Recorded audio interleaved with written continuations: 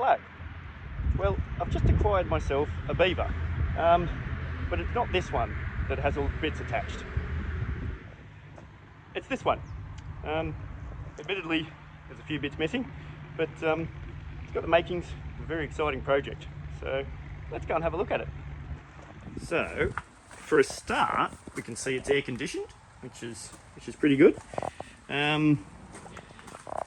Doesn't have anything firewall forward, so I do need to source a 985 and a propeller.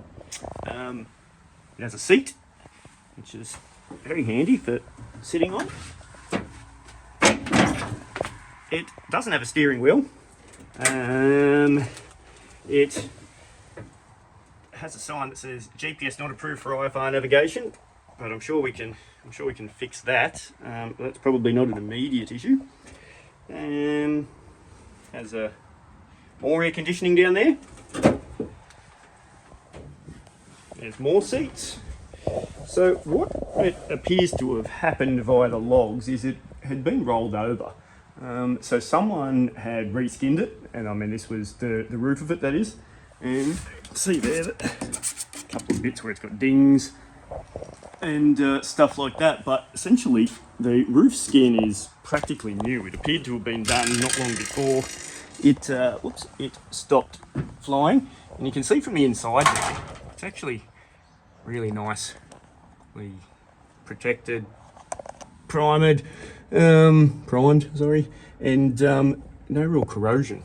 So the problem is going to be down in the floor. I believe that is where there's going to be some decent corrosion to fix, because it only got the roof re-skinned. So we will have a look further down the back into the tail.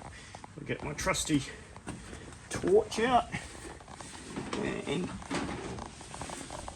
I was actually surprised just how good it really looked, having been a float plane all its life.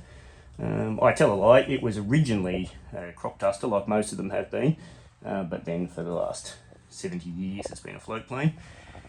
Obviously it's had a few skins replaced over the years, but all in all it's actually surprisingly good condition. The floor, once again, is going to be the problem, just because that's where all the moisture collects on any aeroplane, but especially on a seaplane where the prop washers is blowing salt water all over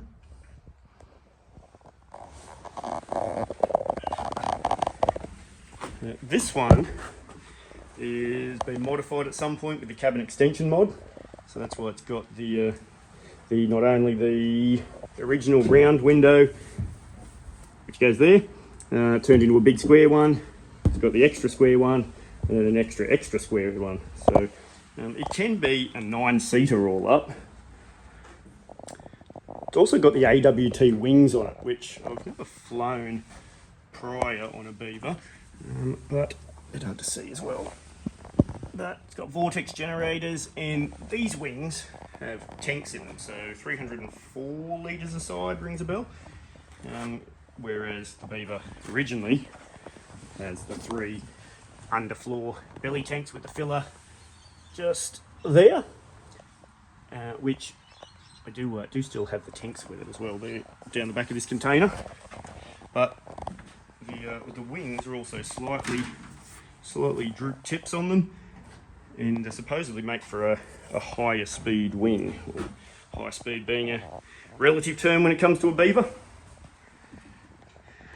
So admittedly, it is going to be a very long-term project, not half because of the fact I've got many others to finish first. Super Cub frame is on its way. It shouldn't be many more weeks away, and then that'll be the priority machine to finish and get it out of the way. And then this one will be a back corner type project, so they pull all the bits off it, pull all the interior out of it, and get it basically to a starting point, which it's not even at yet. Very exciting to finally own my own Beaver, or part thereof. It's not going to be a fast project, so there won't be a lot of updates for quite some time, especially because we've got Super Cub still to do, many other projects as well. But it It's exciting to know it's there, and we'll one day get stuck into it and get it flying again. Thanks a lot for watching. See you in the next video.